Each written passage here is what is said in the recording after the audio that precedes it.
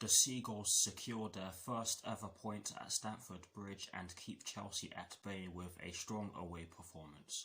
Watch until the end of this review to hear all of my thoughts on yesterday's match.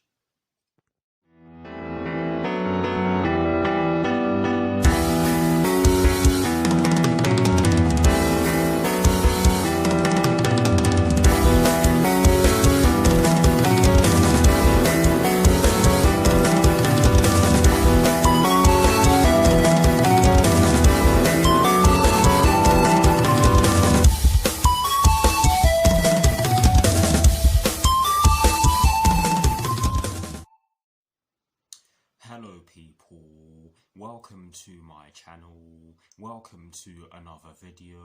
This is my review of the match that took place yesterday evening at Stamford Bridge in the Premier League between Chelsea and Brighton and Hove Albion, which ended in a 0-0 draw. So what I'm going to do for you guys in terms of this review is that firstly, I'll be giving you guys the lineup that Thomas Tuchel fielded at the start of the match.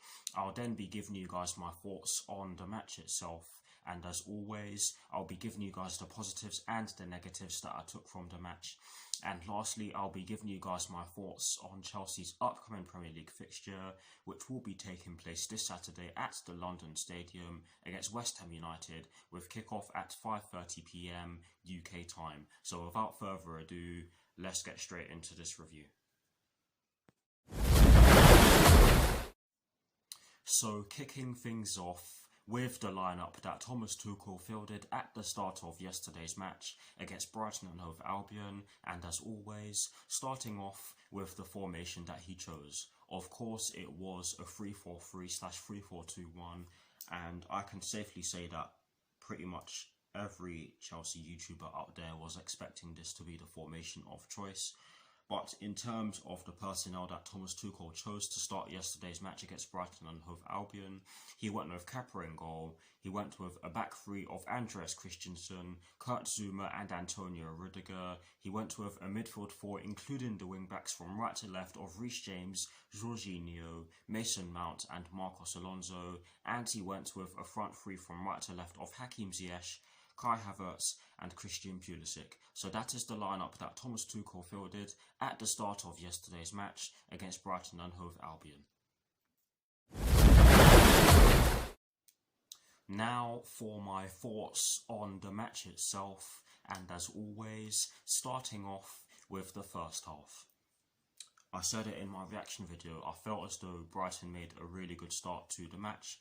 They did make it very hard for us to create any chances at all in the early stages of the match in particular, and they did make it very hard for us to have long spells on the ball, and that came as a result of them being solid. That came as a result of them being really well organised, I have to say, and I'm going to give them credit for that because they do deserve it.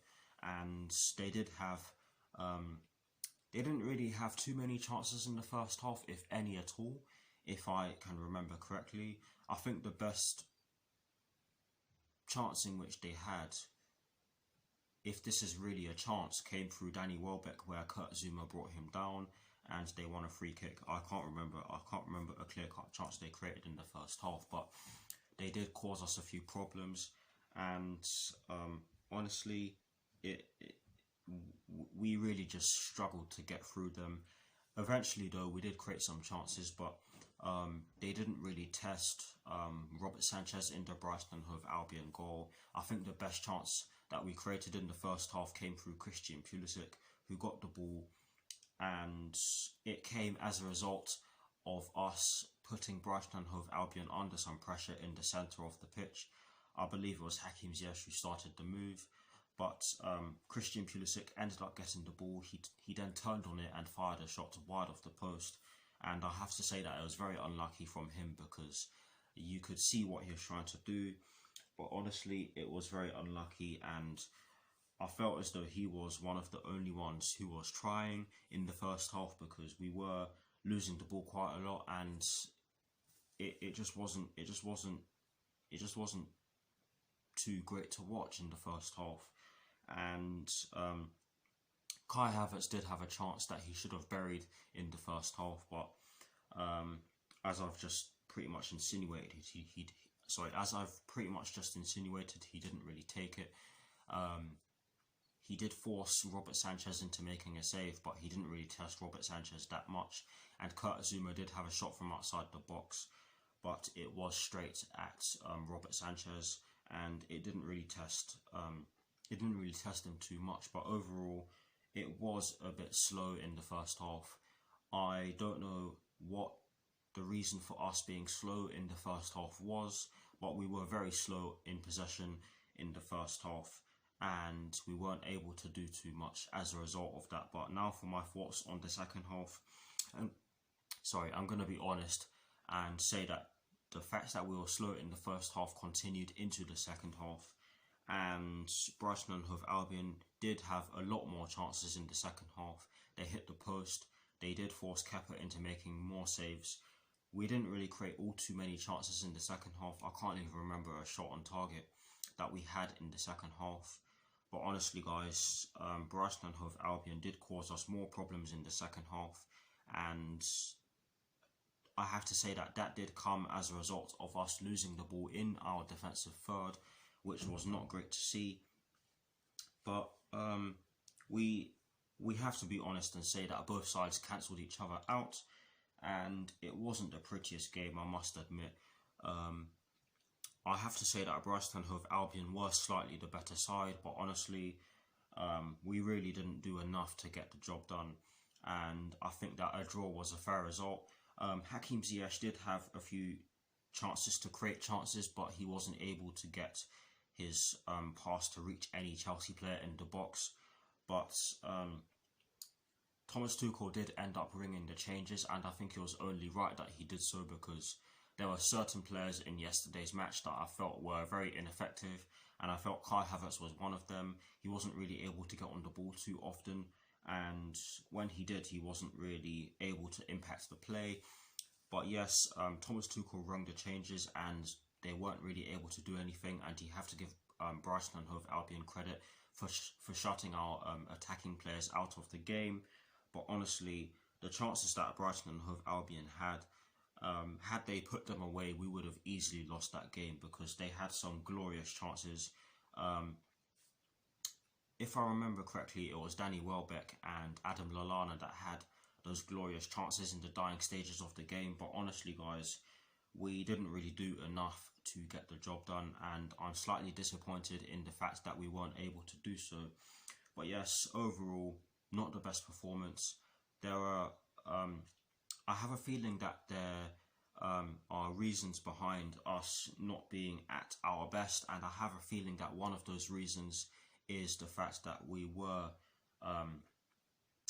we did see protests outside Stamford Bridge before the match, and that is my best guess. That is my best guess as to why kickoff was delayed by 15 minutes.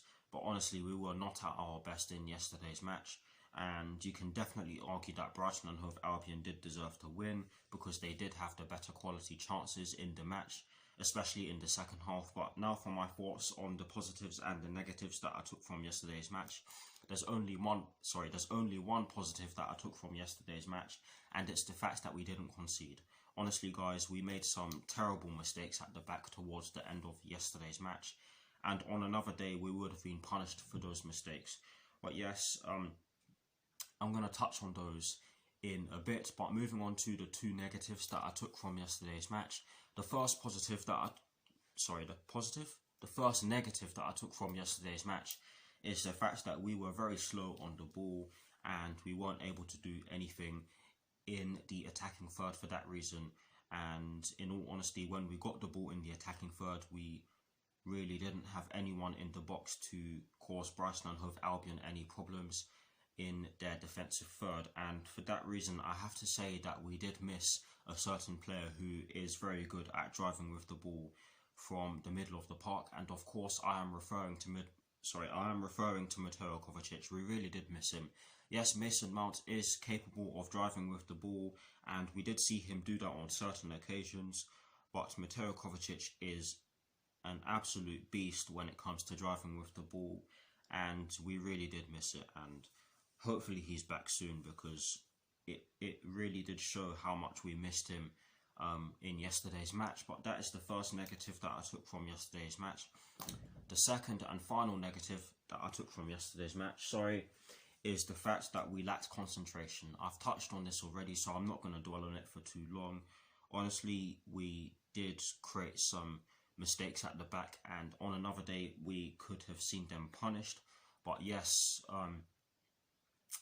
we did just play a semi-final against Manchester City, so you can understand why that is the case. But honestly, it wasn't our best performance against Brighton and Hove Albion yesterday. But that is it for my thoughts on yesterday's match. Please, guys, do put your thoughts on Chelsea's 0-0 draw with Brighton and Hove Albion in the comment section below. And as always, I'll do my very best to respond. Now, to conclude this review, I am going to give you guys my thoughts on Chelsea's upcoming Premier League fixture, which will be taking place this Saturday at the London Stadium against West Ham United, with kickoff at 5:30 PM UK time. This will be a very difficult game for us because West Ham United have been playing really well, and despite them losing their last couple of games, or their last game against Newcastle United, shall I say, to correct myself, they have had a very good season under David Moyes, and for me they definitely deserve European football. And this is a key game because West Ham United are chasing European football. They are chasing a Champions League place. Let's get it right, or let's have it right, shall I say, to correct myself. And they are immediately above us. We could have gone immediately above them had we won yesterday, but we weren't able to do so, and that makes this game even more of a must-win game.